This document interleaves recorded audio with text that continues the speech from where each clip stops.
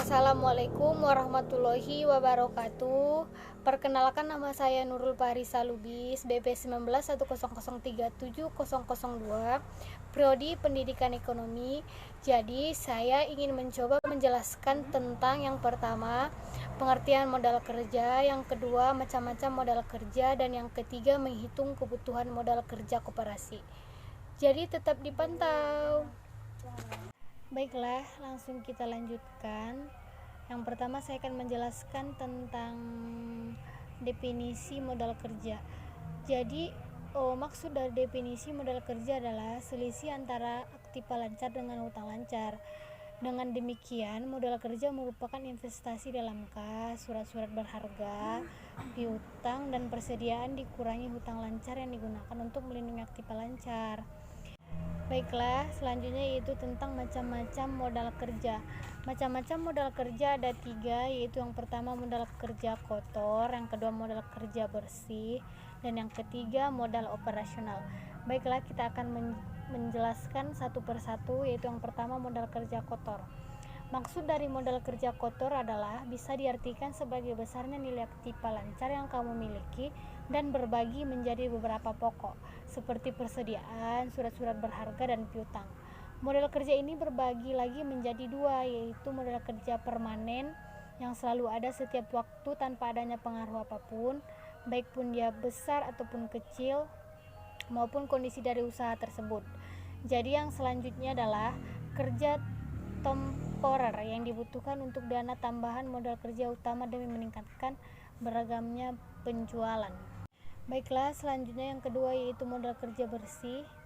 Maksud dari modal kerja bersih ini adalah modal kerja bersih yang berarti hasil bersih yang kamu dapatkan dari hasil perhitungan pendapatan atau aktiva lancar dengan segala kredit yang kamu bayarkan. Modal kerja ini akan menjadi pedoman kamu untuk melakukan evaluasi apakah usaha yang kamu jalani ini memiliki cukup aktiva lancar yang menjadikannya layak untuk memenuhi segala persoalan keuangan usaha tersebut dalam jangka pendek. Selanjutnya yaitu modal operasional. Ini yang terakhir ya. Jadi maksud modal operasional adalah yang perlu kamu keluarkan untuk kepentingan operasional yang kamu lakukan selama usaha tersebut berjalan.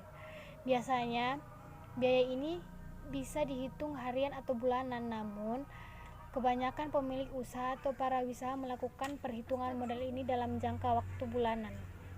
Contohnya, pembayaran gaji karyawan yang pasti dibayarkan pada akhir bulan setelah bekerja dalam jangka hari tertentu, biasanya 20 hingga 22 hari kerja setiap bulannya.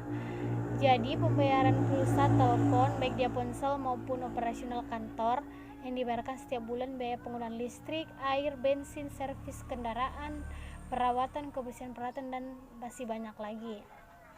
Baiklah, selanjutnya menghitung kebutuhan modal kerja operasional. Ada 3 cara, yaitu yang pertama, hitunglah besarnya aktiva lancar. Jadi menghitungnya adalah perusahaan yang bisa dikonversikan menjadi uang tunai dalam waktu 1 tahun. Aktiva ini terdiri atas uang tunai dan akun jangka pendek lainnya. Akun yang termasuk dalam aktiva lancar antara lain piutang dagang, biaya dibayar di muka, dan persediaan. Informasi ini biasanya dijadikan dalam laporan neraca perusahaan dengan keterangan aktiva lancar. Jika dalam laporan neraca tidak tercantum jumlah aktiva lancar, bacalah baris per baris jumlahkan semua akun yang sesuai dengan definisi aktiva lancar untuk mengetahui angkanya. Anda bisa menjumlahkan akun-akun seperti piutang dagang, persediaan kas, dan akun-akun lainnya yang termasuk dalam kategori uang tunai. Yang kedua, hitunglah besar utang lancar.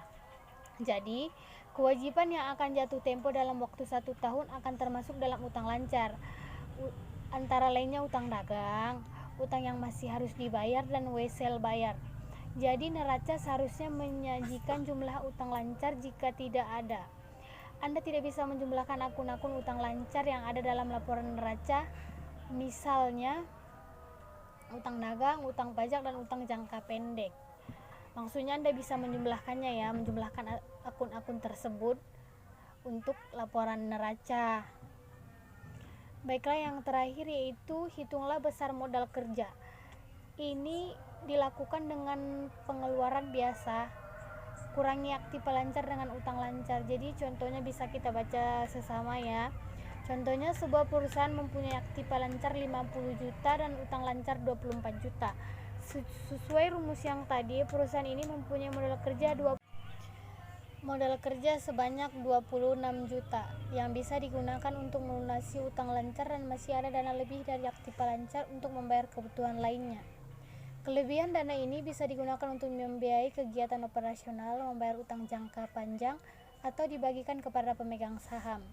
Dan contoh kedua, jika utang lancar lebih besar ketimbang aktiva lancar, ini berarti terjadi defisit modal kerja.